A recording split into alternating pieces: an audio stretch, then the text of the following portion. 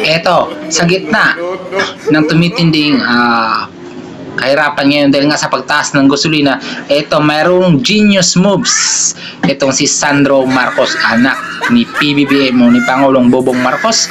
Isang sorpresang mungkay mula kay Sandro Marcos ang pagbigay ng bagong pag-asa sa gitna ng walang humpay na pagtaas ng presyo ng petrolyo.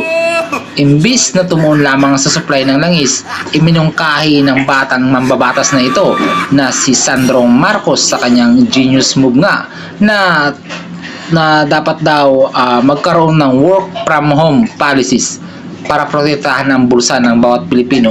Gusto niya ata wag na tayong yung mga empleyado wag nang babiyahe papunta sa kanilang mga duties. Paano naman po ang mga security guard, ang mga sales lady ng mga mall, yung nasa mga opisina na kinakailangan yung mga computers, yun pwede ata yung work from home. Paano naman yung mga vendors?